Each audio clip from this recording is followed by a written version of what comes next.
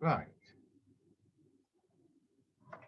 So, oh, hello, Wendy. You were tucked around the corner on my screen. I didn't see you there.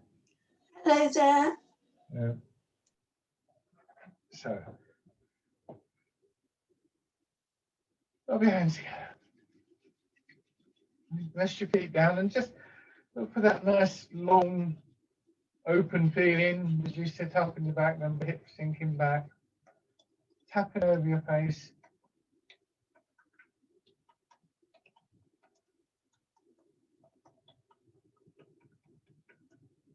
Over your head and neck.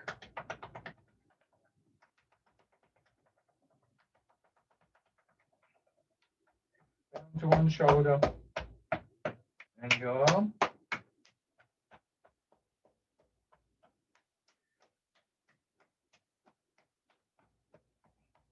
And then on the other side.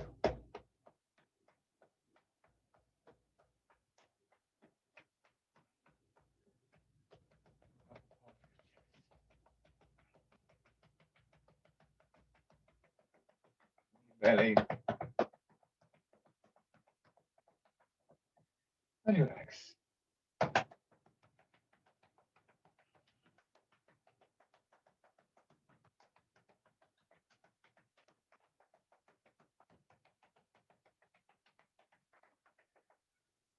So, just sit back,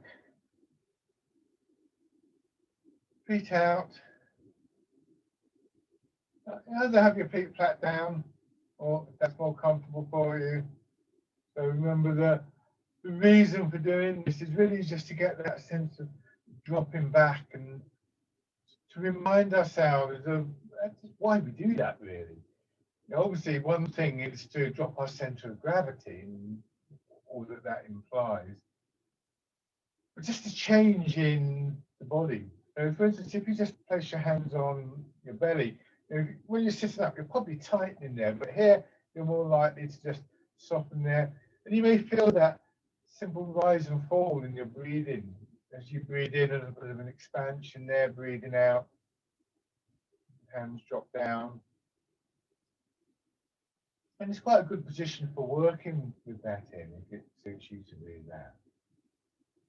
It's not only your breathing that we would be concerned with, but the breath can be a kind of good immediate focal point for some people. Not for everybody though, so it might be inappropriate for you to focus on your breathing as always. You will still continue to breathe though, so don't worry about that.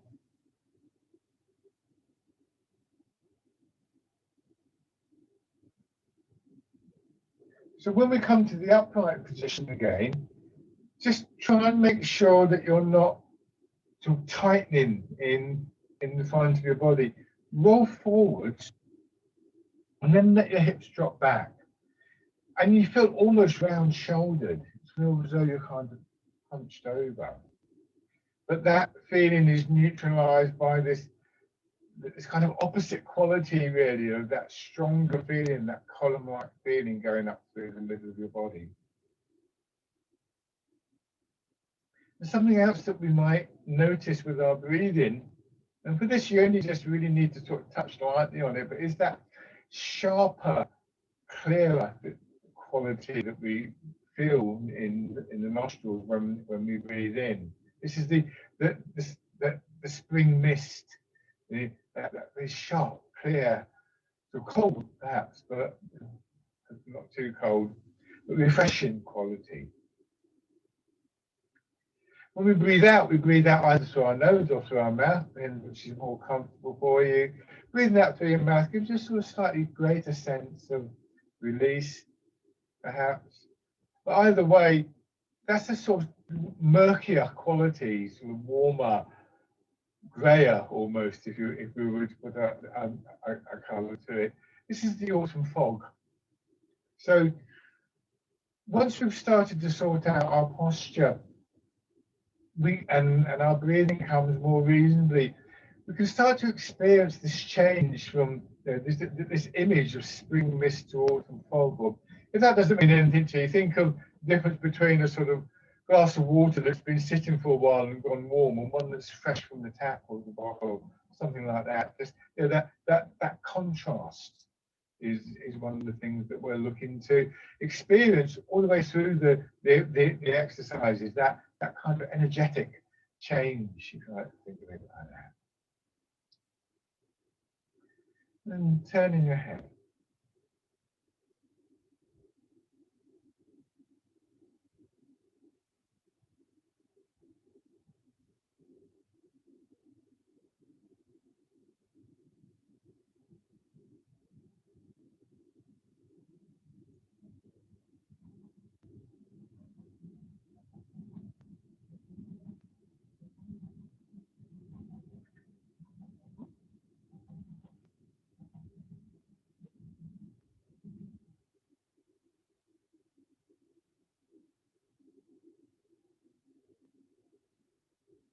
And your shoulders.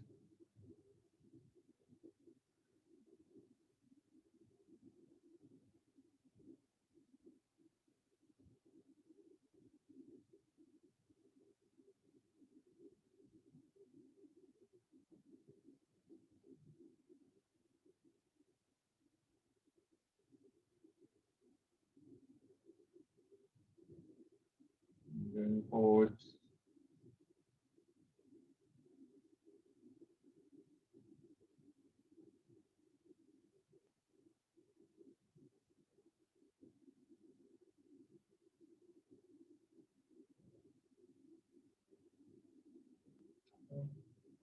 And then out to your sides.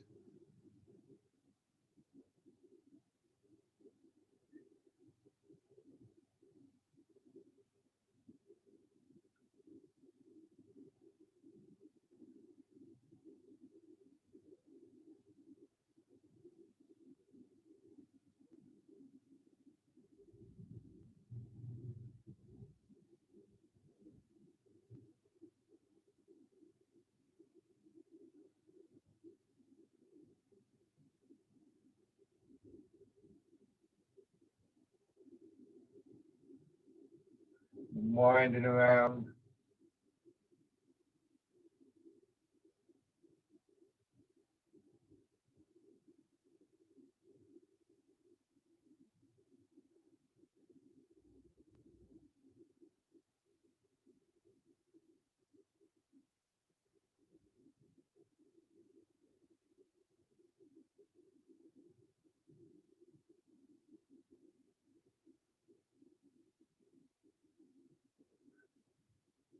And then back the other way.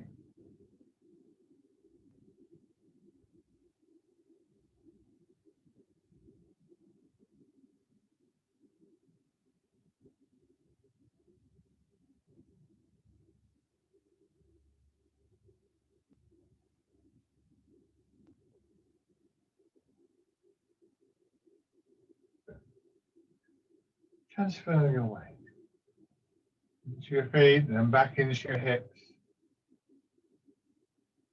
The backward movement has this sort of expansive feeling, so there's a sort of contraction forwards and downwards, closing in as we go forwards and opening up as we come back.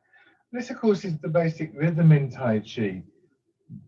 Your extension, contraction, opening, closing, filling, emptying, different ways of describing it. But something that works through the whole system.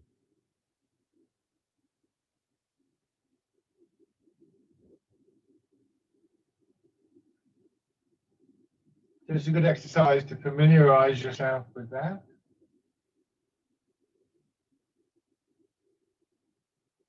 You get a sense for that dynamic within your body. So when we come to movements like pushing in four directions, some of the more complex movements, that sense of timing that we need for those exercises comes out of an awareness of this rhythm. It's, if you like, a kind of natural rhythm. And we gradually begin to resonate to that, I think.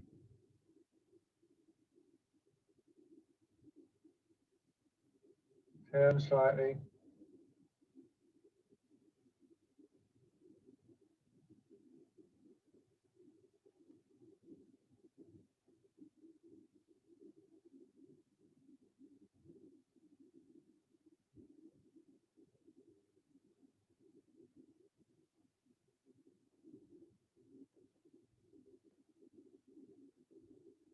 in the other direction.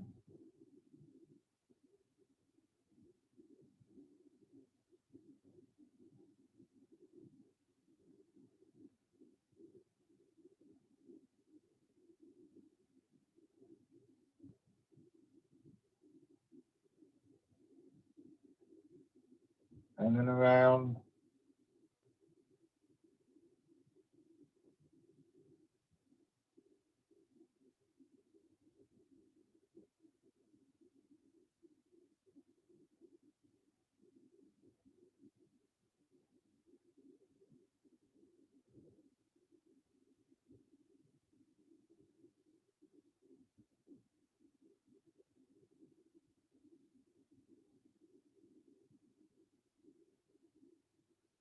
Go back the other way.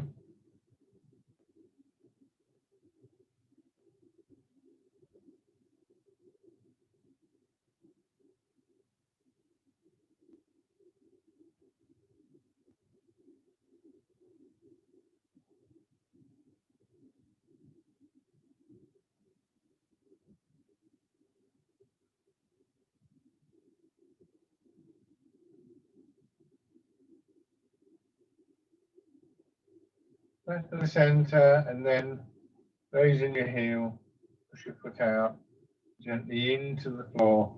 Back.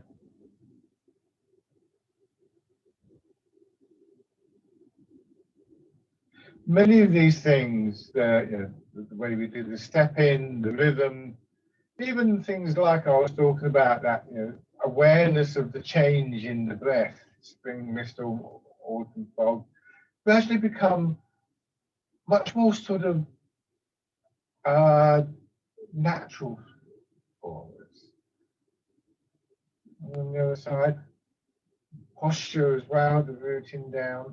I sometimes say to people that if we practice enough, this becomes a background awareness, much the same as knowing about shoes. So if you go out for a walk, you don't look down all the time to check that your shoes are still done up. You may be chatting to somebody or looking around or something like that, but then you suddenly realise, hold on, there's something wrong. You can't quite define it, but you just know that your shoelace is coming undone. So then you bend down, you do it up, and then you carry on. You probably don't even have to think about it now. But if you look at the average 3-year-old, their shoes are always coming off and they're always losing them. They're not used to wearing shoes. They don't even notice that. So there's a number of things that become kind of in the background. We're not aware that we're aware of them, but we are aware of them. It's kind of a subconscious thing. And we become aware of them when they're not there.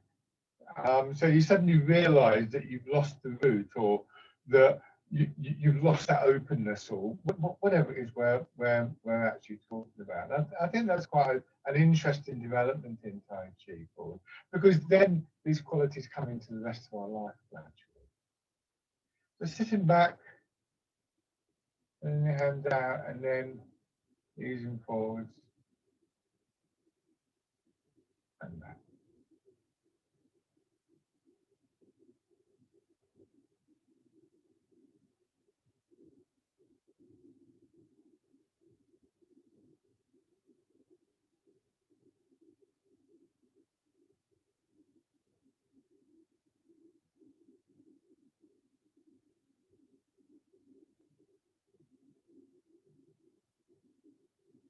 So here we feel that opening and closing, working in the front of the body when we come back, and in our back when we go forwards. So they feed off each other. If you imagine that you have an elastic band across your shoulders, both front and back, when you go forwards, you feel that elastic band stretch out, and then when you pull an elastic band out, it naturally contracts, and that pulls you back, and now you feel the stretch across there, and then that contracts, and so on and so forth. So it's a very self-sustaining rhythm when we think of it like this. The very act of doing one movement creates the potential for the next one.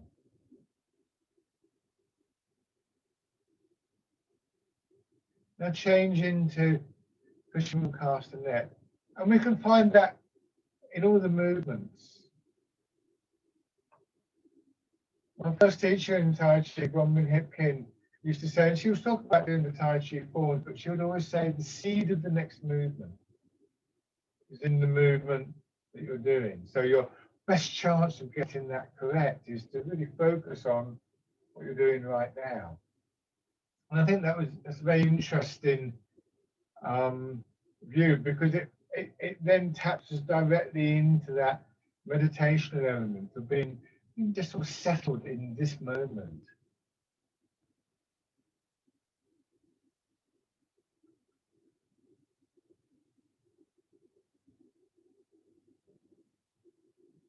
And sometimes, particularly true for Tai Chi forms, but maybe if you're doing that, one of the more complicated exercises, it can be quite stressful. So, oh, I can do this bit, I don't know. But always remember, come back to this moment, because that's your best chance of getting it correct. Now coming over. And one of the very strong linking factors is this rhythm. The generic terms, Chinese terms, to cover all of those sort of contingencies, expansion, contraction, and so on, is yin yang. And it's very much the constant rhythm through Tai Chi.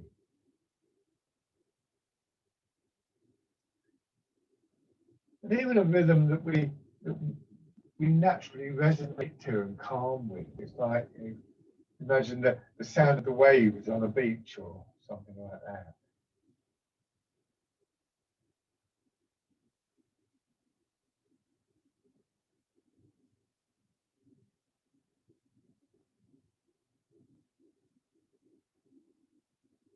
And then pigeon spread its wings.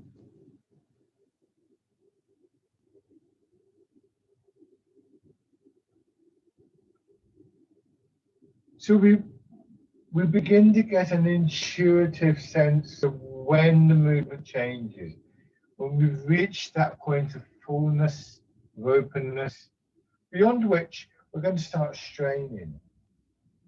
And that's when we return, and then same thing in the other direction.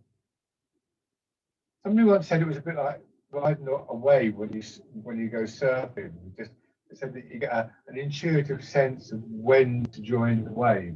I don't know, I've never been surfing, so but I can imagine that that's true.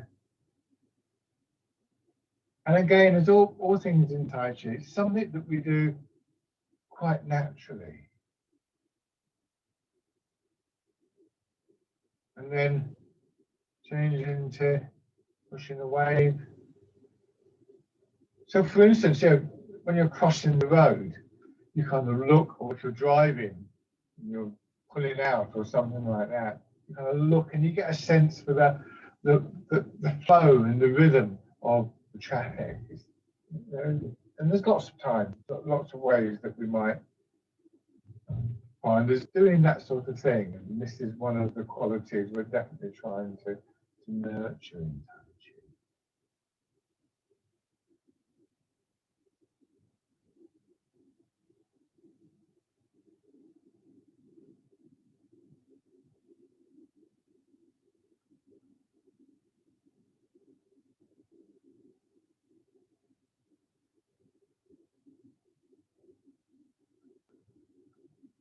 And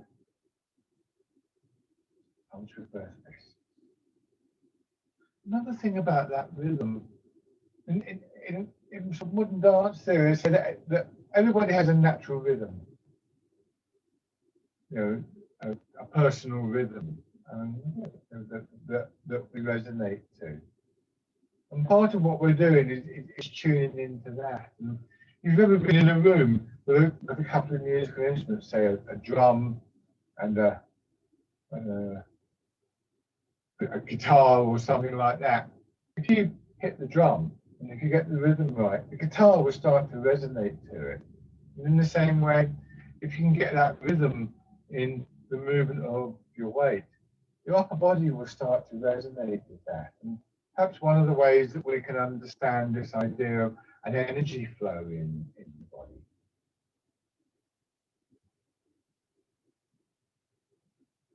So now going back to vision spreads its wings and doing the little sequence of 3.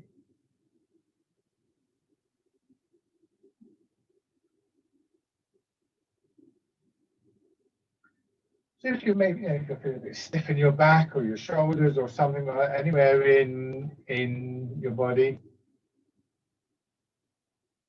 you may find that a particular movement helps, but you may also be able to sort of, in your mind, imagine that rhythm working, resonating in that area, and just bring about the releasing that you're looking for. Not the only way we might perceive these processes, but it might be a useful one for you.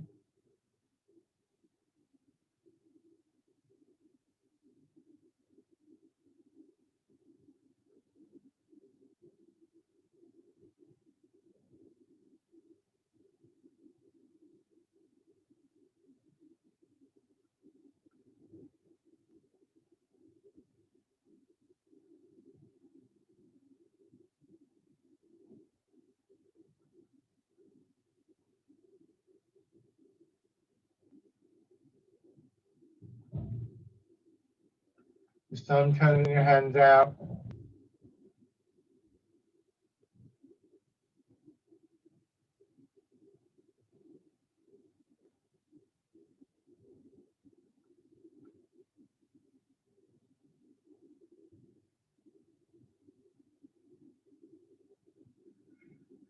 With this one, we're using that coiling, winding movement to bring our hands into position just in front of our heads.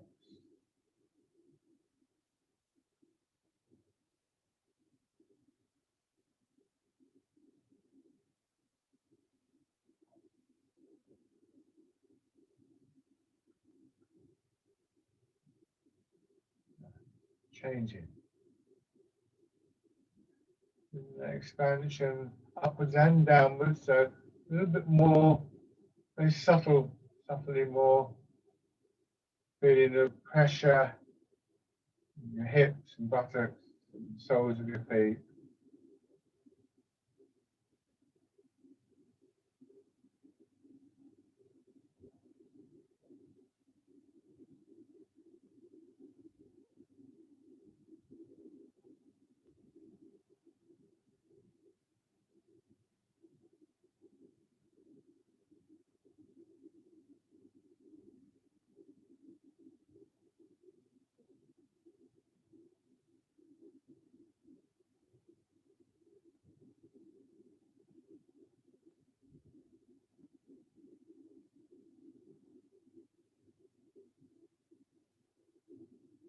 Expanding, contracting. Another pairing that we might describe this as is filling and emptying. And again, just remembering what I was saying about the in-breath and the out-breath, spring mist, autumn fog. You might want to use that image, because if you want to do it with your breathing, then you would breathe in on the expanding stage, breathe out on the contracting. So you fill up and change now to the wild goose. Don't get stuck in one way of looking at these things. Sometimes it might be appropriate to think in terms of filling and emptying, other times expansion and contraction. Yin yang are abstract terms, and they can be defined in lots of different ways. It's very rare in the theory behind these arts that we actually land on particular definitions that are constant all the way through.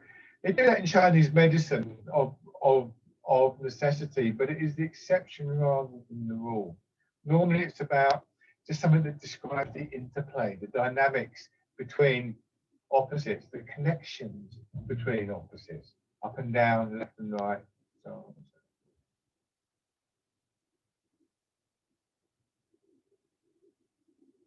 So in that sense, nothing is definitively yin or definitively yang.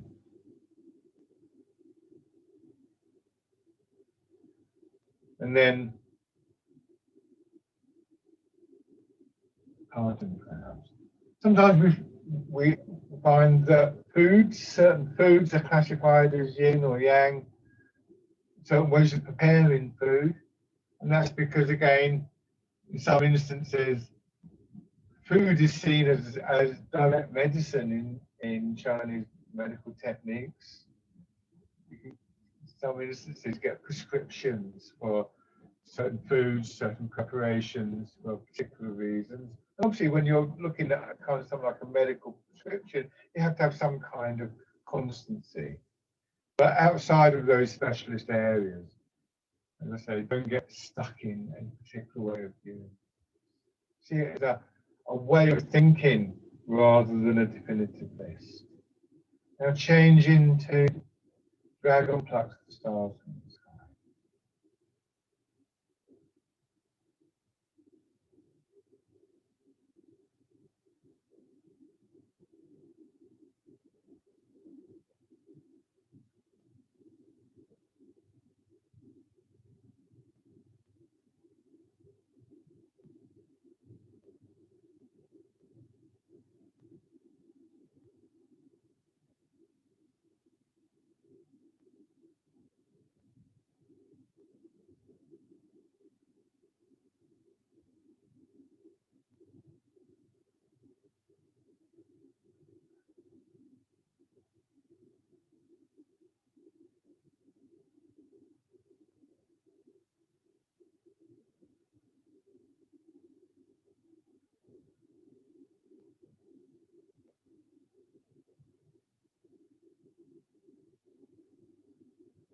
One more time.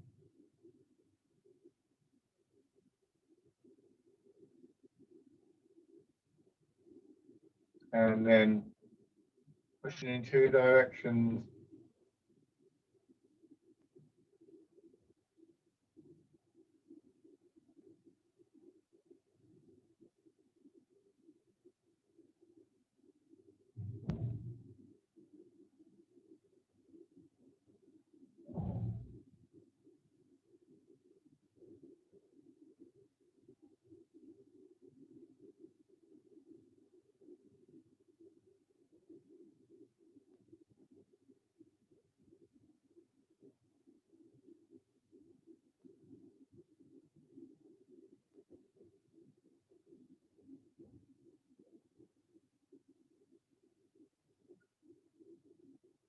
Now add the turning.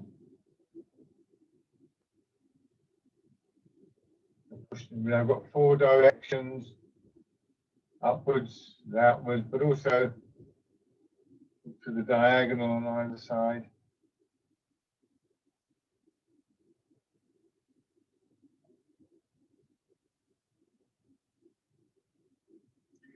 So always be careful with that turning. And again, that's where this awareness of that rhythm and the qualities within the body that are associated with the rhythm can become very useful, because there's a point we kind of know when to come back, when to push out.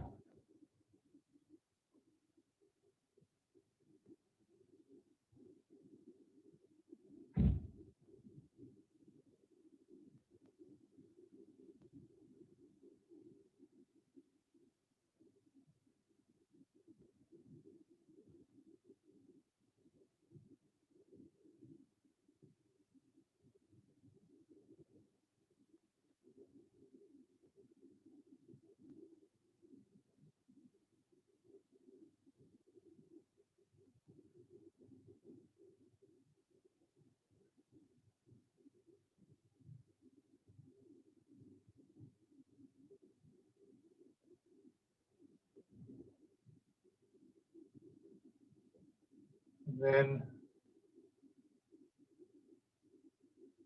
scooping the sea and looking at the sky.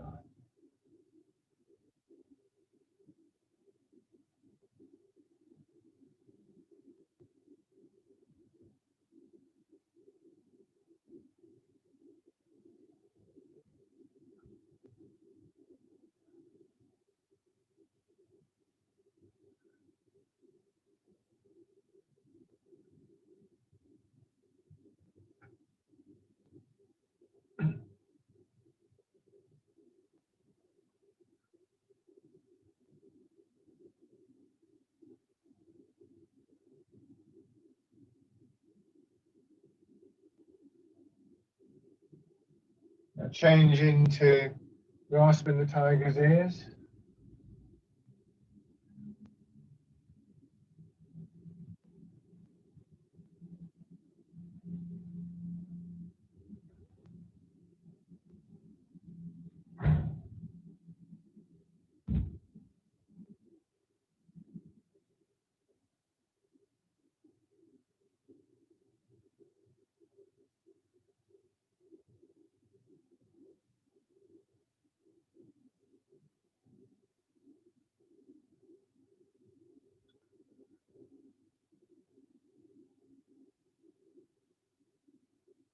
Switch sides.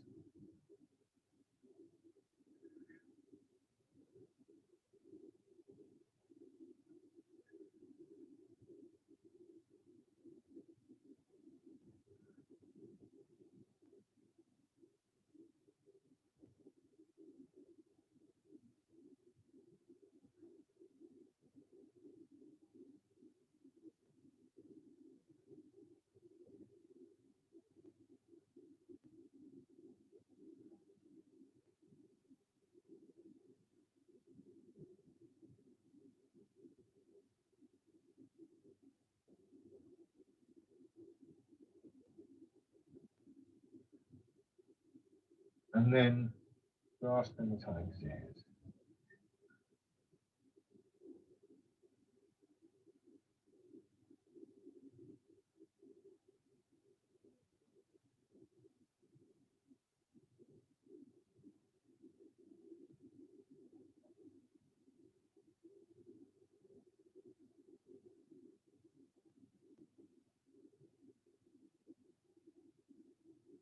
One more time.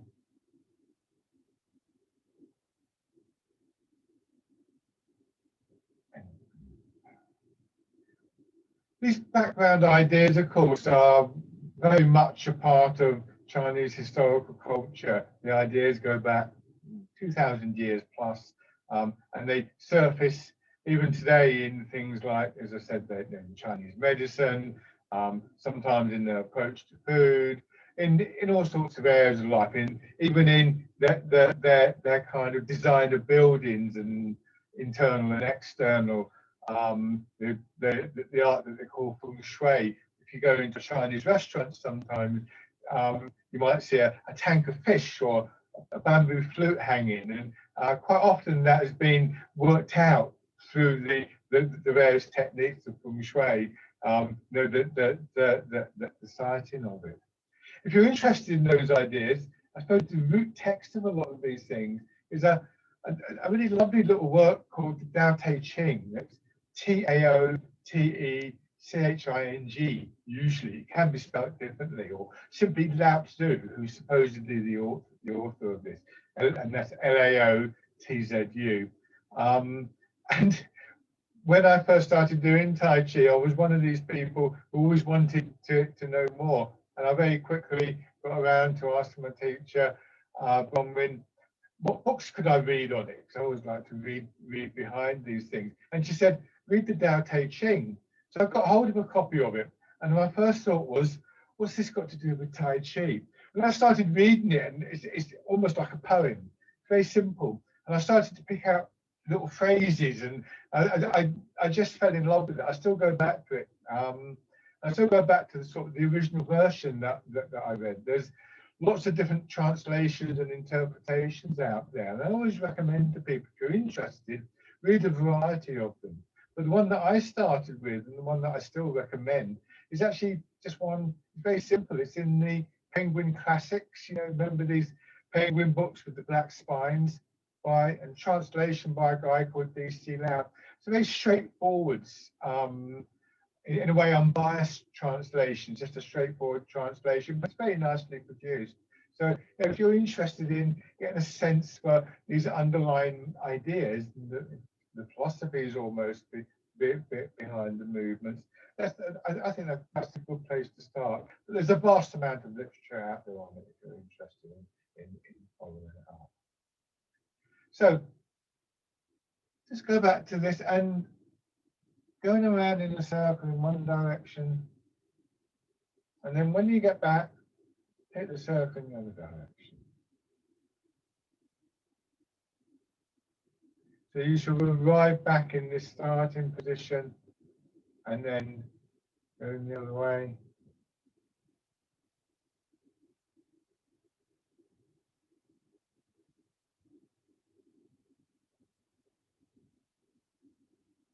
Hands in front of you and stirring the beans. You'll find after a while that the movement of your weight and the turning are really quite subtle. They're not as big as we started off doing. And you feel them as much within your body as on the outside. And this is something that happens, I think, with all of the movements. That we slowly become aware, not just of what I sometimes think of as the choreography of the movements, but rather how we feel those movements within the body. Again, almost a sense of resonance within the body. And over a period of time, gradually that becomes more, well, I would say more important, that becomes the dominant factor. So we start off by copying the movement, the choreography of the movement, and that helps to make us aware of what's happening within our body. But eventually it's what's happening within the body that produces the external movement. I'm not trying to say that we've become less concerned with what the arms and the hands are doing, but it's more about how those movements are developed. It's a process that I sort of labeled for myself internalization. And I've said before about these small movements that make up the big movement. It's much the same process. Your mind, your awareness is a key element in that.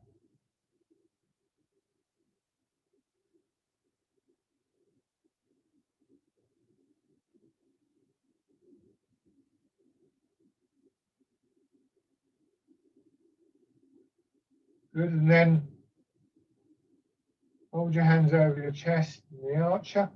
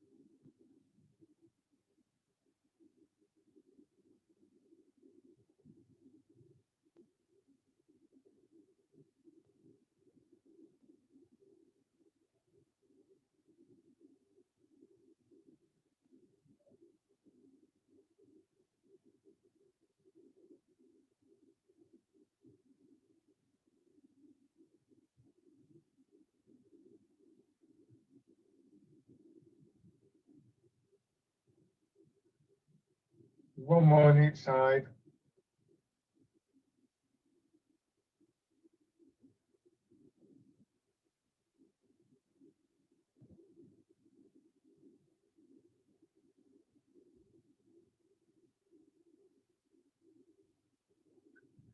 And just let your hands rest on that.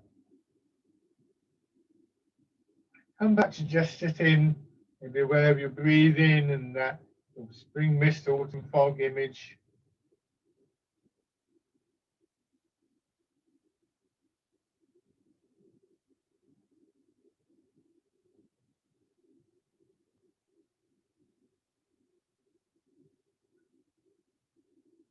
And then rubbing your hands together.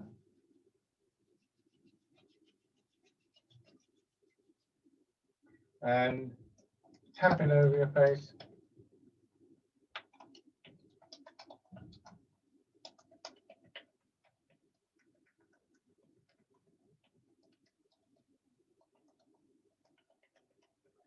Over your head and neck.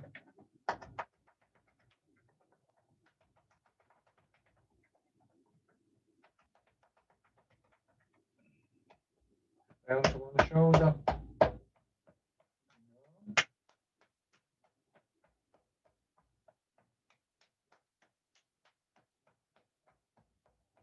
Other side.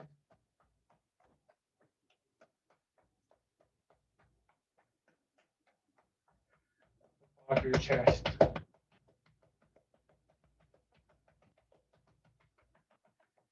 Belly. And your legs.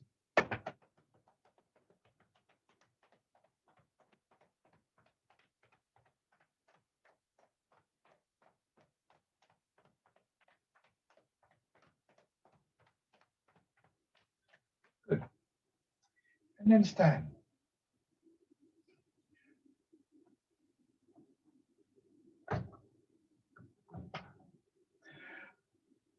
Another exercise that I think can be quite good and really engages that rhythmic element that I was talking about. It's a little bit faster than most of the exercises that we do. It's quite a nice thing to do first thing in the morning, just standing in a good stance. So weight slightly forwards, hips dropping back.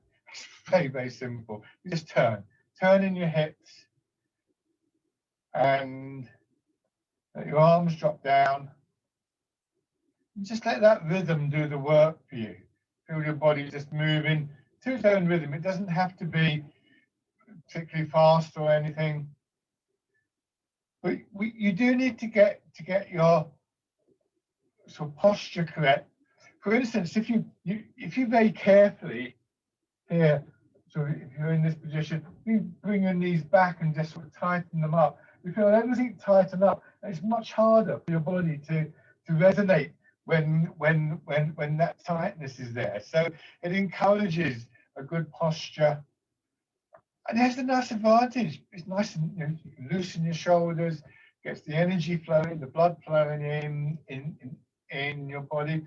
It just has this little sort of aerobic quality, very gentle, waking up. Your heart will just start to beat a little bit faster, but it's not a kind of a madcap aerobic exercise. But it's very common in Tai Chi.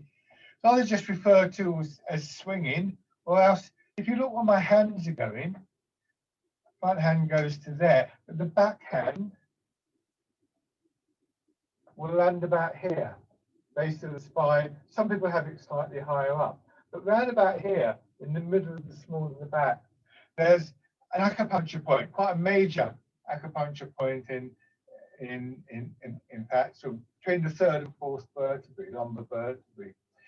And the name of the acupuncture point is the gate of life, Ming Men in Chinese. So this exercise is sometimes referred to as knocking at the gate of life. So I think it's just lovely. I think the idea that you're knocking at the gate of life with this exercise is brilliant. Shake out. That's quite a good little exercise for first thing in the morning. I've talked about doing the tapping and so on and so forth, and as part of the warm up.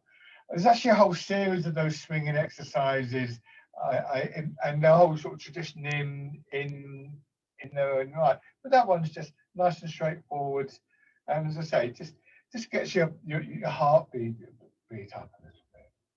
Now, have your feet parallel out and just rocking your weight forwards and backwards.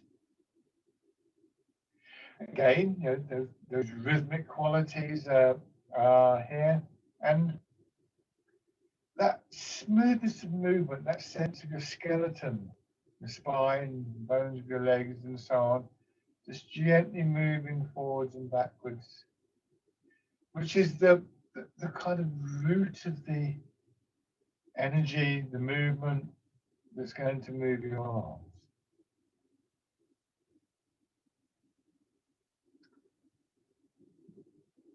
Now, your hands out in front of you like this, just not a long way from your body, and just imagine that you're carrying in your hands a couple of cups of tea, or you've got a tray of drinks there, or something like that. So as you move, you're very careful with that. You wouldn't want to just sort of go like that and spill the drinks. So you let your body move your hands for you.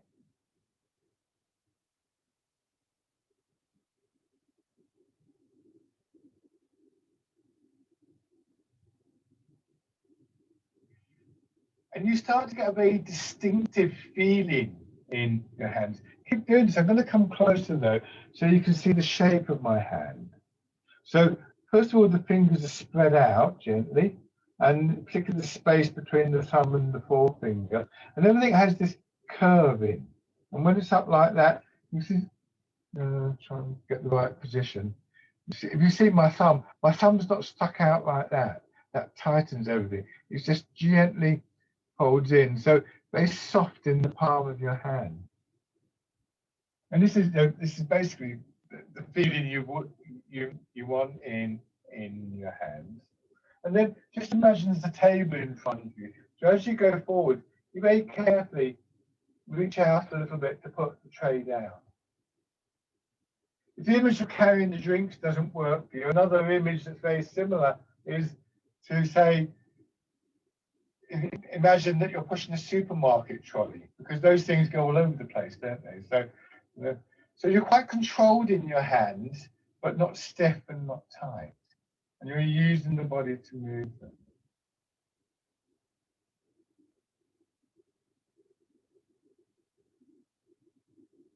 And then your hands drop down, swaying in the river.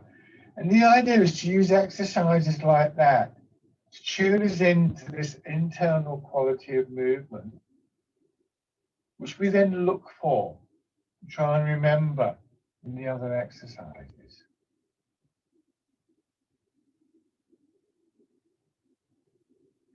If those images don't work for you, then don't worry. I mean, I try and use a variety of images because I think we respond differently to each other. So some images will work, some won't. And this time, try to keep that same quality of movement, particularly in your arms and your hands. Just changing, rooting down, expanding and contracting, filling and emptying.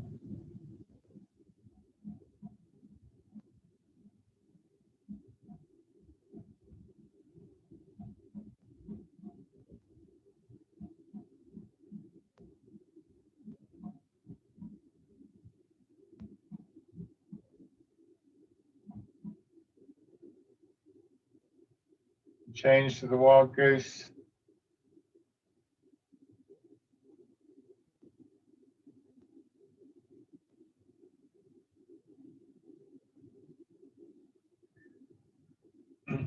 Memory is a very useful thing, and I'm not talking about remembering complicated movements. It's much simpler than that. Remembering those qualities. So if the image of carrying a tray of drinks worked for you, can you remember what that felt like? And sometimes memory helps us to produce the feeling.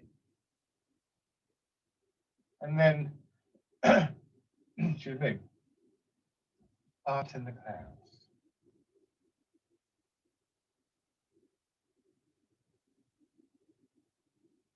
Sometimes, you might look at a photograph of when you're on holiday and say, oh, I remember that. And you get some of the feeling that you had when you're on holiday and things like that. Another example of where some kind of imagery really resonates in our body.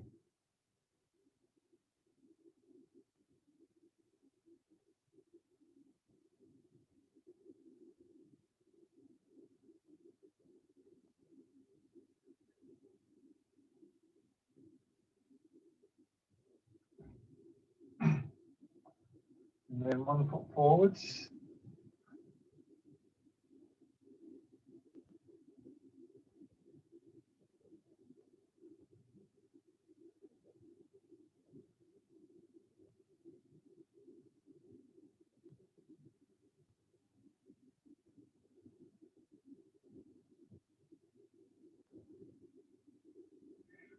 So the familiar movement. Again, we have, we can think of this. Sometimes we describe the leg that has the weight. In this case, my front leg is the full leg, and the other leg is the empty leg. So this too is the rhythm of filling and emptying.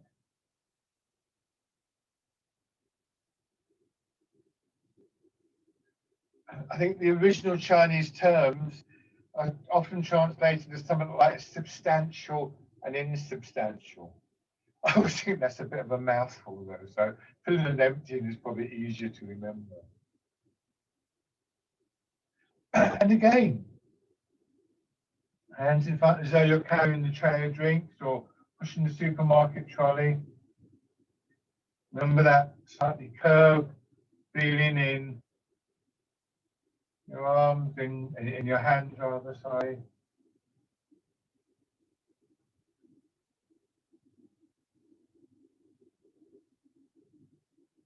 Raising your toes and your heel.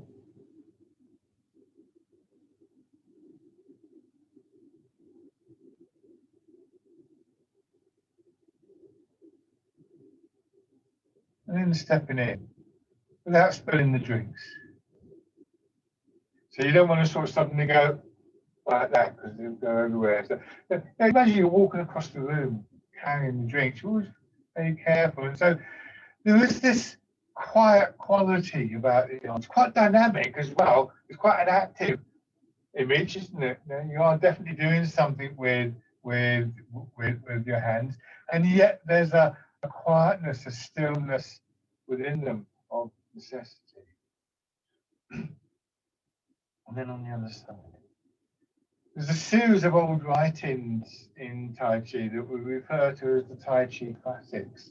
Many of them, interestingly, I mentioned the Tao Te Ching earlier, a lot of them kind of copy that style of writing. And one of the early ones, has this lovely couple of lines in it that tells us to seek the stillness within the movement. And somehow that encapsulates a very special quality that Tai Chi has.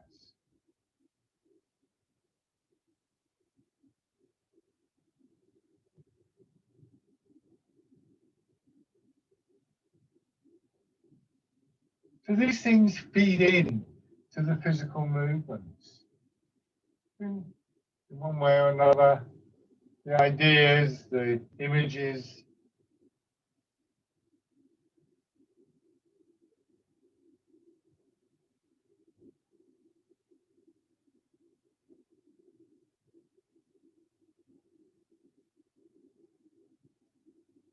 Again, you can just imagine extending your arms, but you'd be very careful, wouldn't you? You wouldn't kind of do that.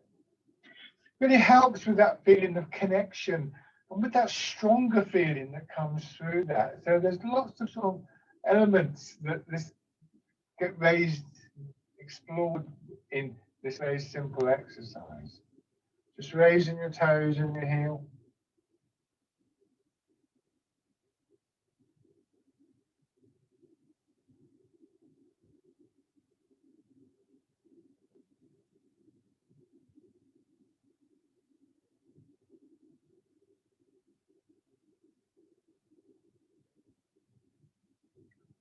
And then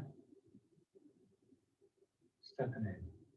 So we're trying to change, in a way, our kind of view of how we move.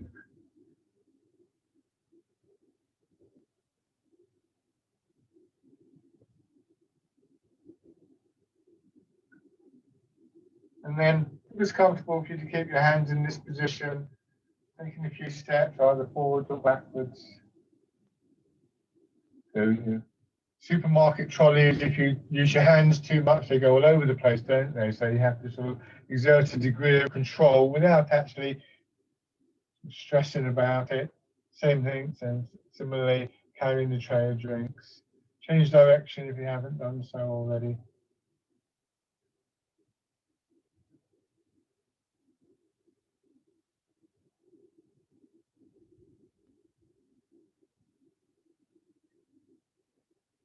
Now, just change to pushing away and see if you can keep that same quality in the movement.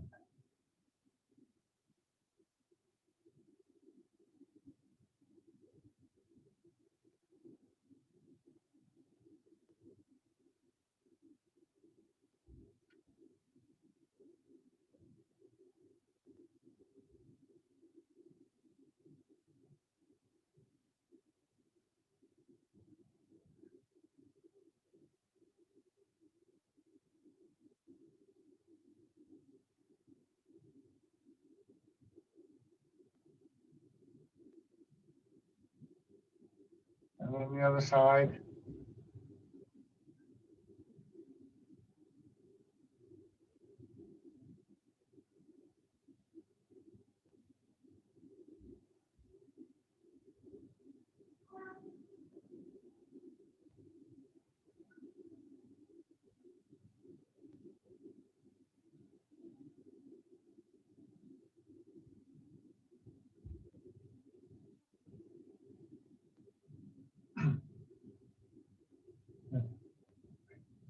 Okay, go back to your chairs. Those two ideas, by the way, carrying the drinks or the supermarket trolley, I got from a guy.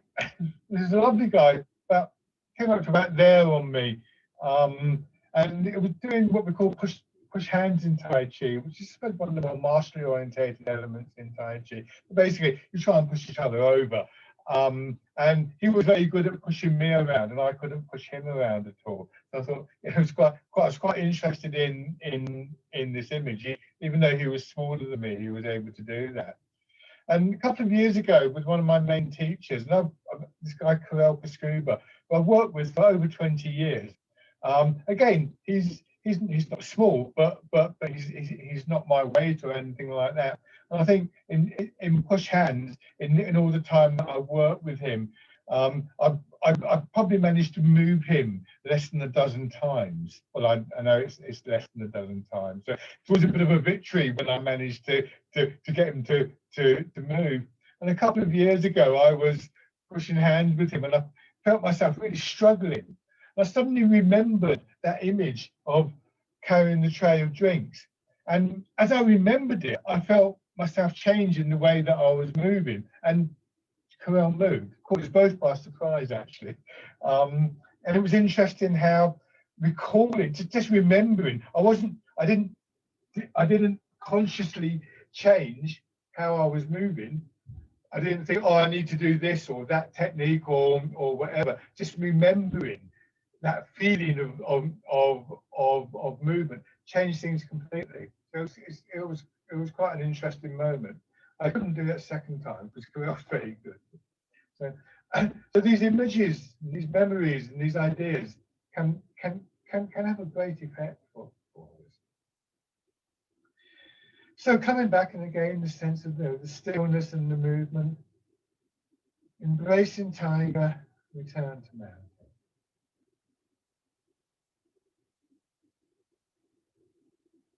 So the stillness isn't a kind of deadening.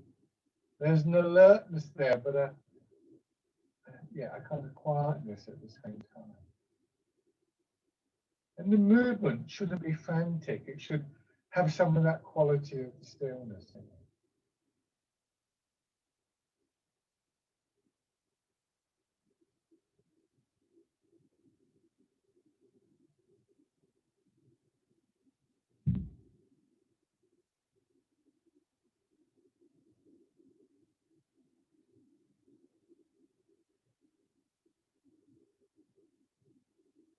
One more time.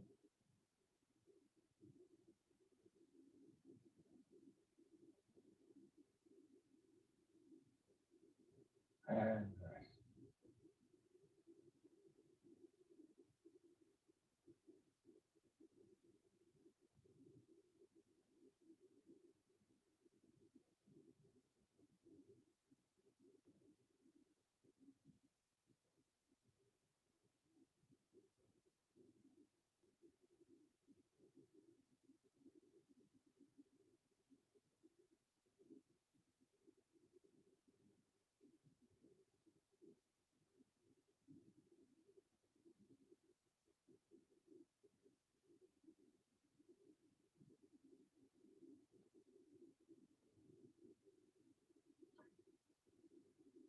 Lovely.